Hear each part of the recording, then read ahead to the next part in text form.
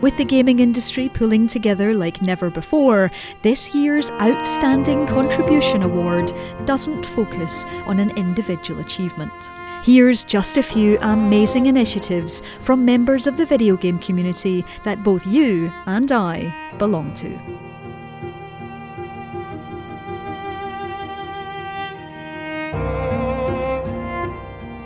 Back in June, we ran the itch.io bundle for racial justice and equality, which was a direct response to the murder of George Floyd and other acts of violence committed against Black Americans by the police in 2020. And I thought, maybe we could raise a couple of $1,000s and that would help.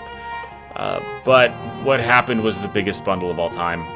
It closed with over 1,700 games from 1,300 different creators, and it raised over $8 million. I think a lot of charities have struggled this year in particular to raise money because obviously live events haven't really been happening, so a lot of stuff has to have been online. And we basically announced that whoever pledged to donate the largest amount of money to Special Effect would get their branded costume added to Fall Guys. We are doing what we're doing because we can. Why wouldn't we? If you need to know one thing about us here at 11-bit or Deadmage, is that we are pretty crazy about our animals. Lately, we have created with Deadmage to Children of Morta game a DLC called Paws and Claws.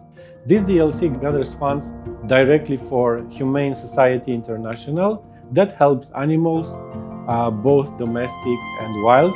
In just 1 week, we have managed to gather, along with community members, more than $60,000 for Humane Society International. And it's actually very rewarding to see how we act as a group of people that you can commonly name as gamers towards such good cause.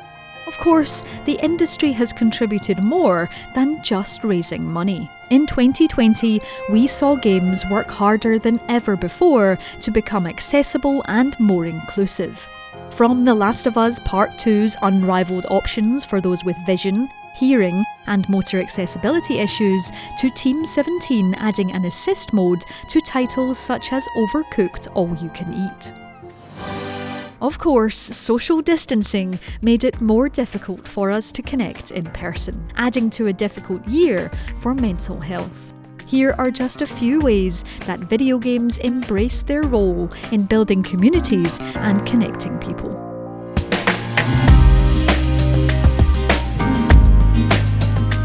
Hello, I'm Gary Witter, creator and host of Animal Talking. I created Animal Talking really as a way, during the early months of the pandemic, to try and put a smile on my face and the people around me during a time in which many of us really needed something to smile about and to cheer us up. What we realized was that gaming is powerful in terms of its role of creating play in our lives, and play is a part of a high quality life.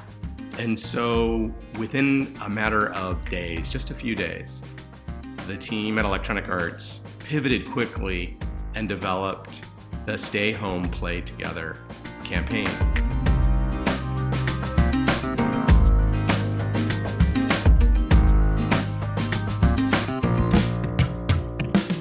We've wound up booking some of the biggest celebrities in the world coming onto our show. People like Sting and Brie Larson and Selena Gomez. It's just been absolutely wonderful and ridiculous, and in the most delightful way. We were encouraging people to heed the shelter-in-place directives, but also to get something else that they were going to be missing, which is that social connection.